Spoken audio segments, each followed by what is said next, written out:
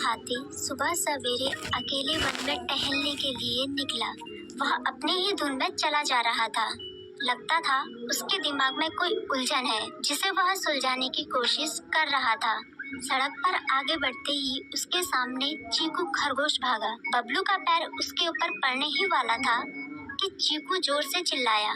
उसकी आवाज सुनकर बबलू ने अपना पैर पीछे खींच लिया। कहाँ खोए हो बबलू भाई? कहीं नहीं, बस कुछ ऐसे ही सोच रहा था। किस बारे में? तुम जानकर क्या करोगे? शायद मैं तुम्हारी कुछ मदद कर सकूं। तुम तो जानते हो आजकल वन में कितनी चोरियां हो रही हैं और चोर का कोई अता पता ही नहीं है। इस बात को लेकर वन के सारे प्राणी चिंतित थे। वे वहाँ खुद को सुरक्षित महसूस नहीं कर रहे थे। अरे चीकू भाई, हम मजबूर हैं। हम चोर को पकड़ ही नहीं पा रहे हैं। वह बहुत चालाक है और अपने काम को बड़ी कुशलता से अंजाम दे रहा है। कहीं कोई सबूत ही नहीं छोड़ रहा। हमारे राजा इस बात को लेकर बहुत चिंतित हैं। यही कारण है कि हम सब इस बारे में सोच रहे हैं। अब तुम मेरी इसमें क्या मदद कर सकते हो?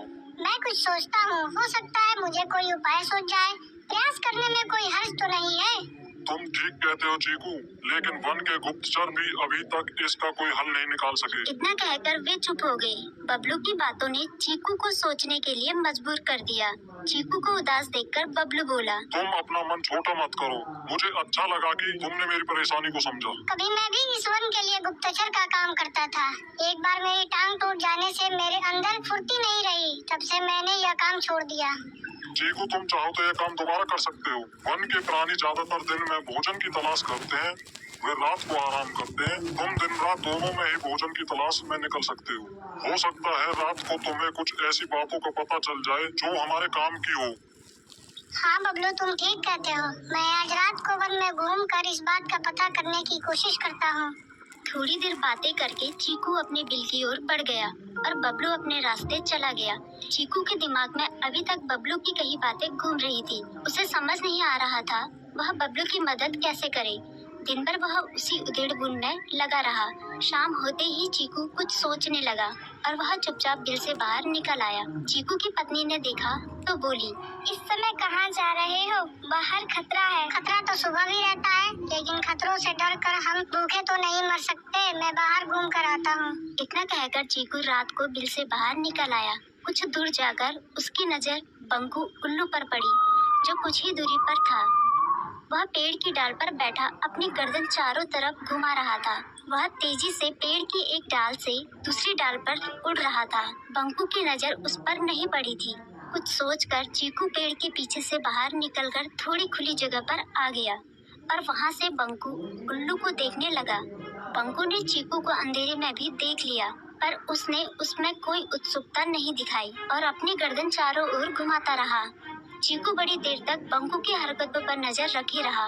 वह थोड़ी देर तक खुले मैदान में खड़ा रहा, पर बंकू ने उसे देखकर भी अनदेखा कर दिया।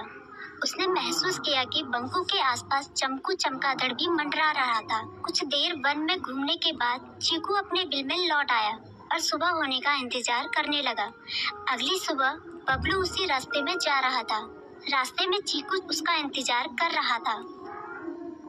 आज बड़ी जल्दी आ गए बबलू। हाँ, आजकल मुझे चिंता की वजह से नींद नहीं आती।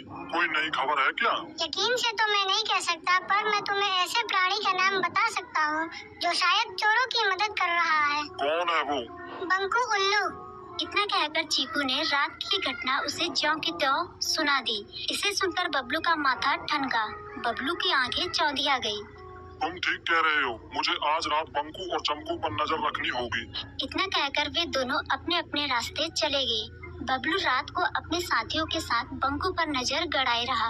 उसकी संदिग्ध गतिविधियों को देखकर बबलू ने उसे उसके साथियों चंकी और संकी लोमड़ के साथ पकड़ लिया। बबलू ने सख्ती से पूछताछ करनी शुरू कर दी। तुम इस समय बंकू चमकू के साथ क्या कर रहे हो? हम चारों दोस्त हैं, इसलिए साथ बैठकर बातें कर रहे हैं। चमगादड़ और उल्लू की दोस्ती तो समझ में आती है, पर लोमड़ के साथ दोस्ती कैसे हो सकती है? सख्ती से पूछने पर दोनों ने अपना जुर्म कबूल कर लिया और सभी चोरियों के बारे में बताया जो उन्होंने कुछ दिन पहले वन में की थी। बबलू ने उनके चोरी का सारा सामान भी बरामद कर लिया। बंकू और चमकू को अभी तक समझ में नहीं आ रहा था कि वो इतनी आसानी से कैसे पकड़ में आ गए।